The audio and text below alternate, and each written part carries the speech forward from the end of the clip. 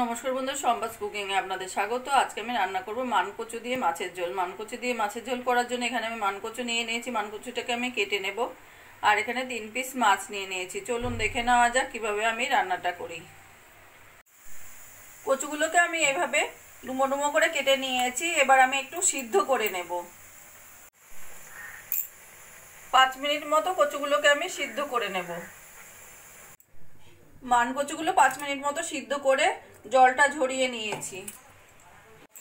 মাছে নুন হলুদ দিয়েছি। নুন হলুদটা আমি ভালো করে মাছের সঙ্গে মেখে নেব। আর এদিকে কড়াইতে তেল গরম বসিয়ে দিয়েছি। তেলটাও গরম হয়ে গেছে। এবার আমি মাছগুলো ভেজে নেব।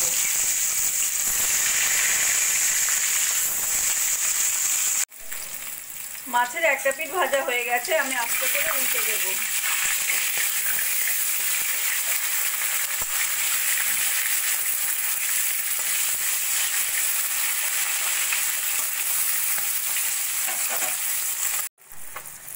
মাছগুলো আমার সোনালি করে ভাজা হয়ে গেছে। মাছগুলো আমি এবার তুলে রাখবো। ওই তেলের মধ্যে দিয়ে দেবো জিরে আর শুকনো লঙ্কা ফোড়ন।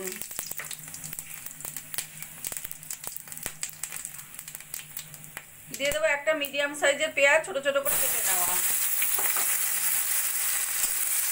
পেঁয়াজটা একটু হালকা সোনালি করে ভেজে নেব।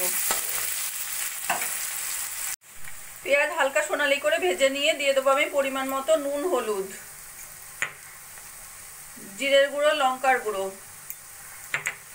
আর দিয়ে দেবো 2টো টমেটো ছোট করে কেটে নেওয়া। দিয়ে ভালো করে মশলাটা কষিয়ে নেব। মশলার মধ্যে দিয়ে দেবো 1 চামচ মতো আদা রসুন বাটা। দিয়ে ভালো করে মশলাটা আমি কষিয়ে নেব। মশলা ভালো করে কষিয়ে নিয়েছি। বেশ তেল ছাড়া ছাড়া হয়ে গেছে। এবার দিয়ে দেবো আমি সিদ্ধ করা কচু। কচুটা দিয়েও ভালো করে একটু কষিয়ে নেব। কচু দিয়েও ভালো করে 3-4 মিনিট মতো কষিয়ে নিয়ে এবার দিয়ে দেবো আমি পরিমাণ মতো জল।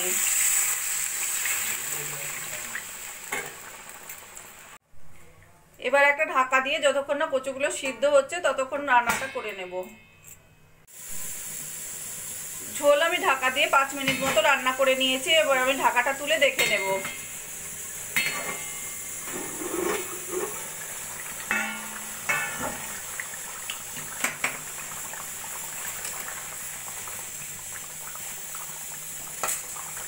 কচুগুলো সুন্দর সিদ্ধ হয়ে গেছে। এবার দিয়ে দেবো আমি ভেজে রাখা মাছ আর বড়ি।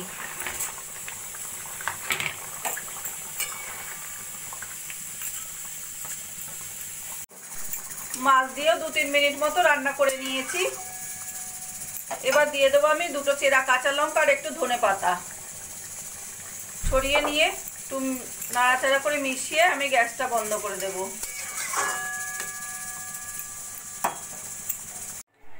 মানকচু দিয়ে কাতলা মাছের ঝোল রান্নাটা আমার কমপ্লিট হয়ে গেছে। আমার এই রেসিপিটা যদি ভালো লাগে আপনারাও বাড়িতে বানিয়ে দেখতে পারেন। গরম গরম ভাতের সঙ্গে খেতে অসাধারণ লাগবে। আর কমেন্ট করে জানাবেন কেমন লাগলো। প্লিজ লাইক, শেয়ার ও সাবস্ক্রাইব করবেন।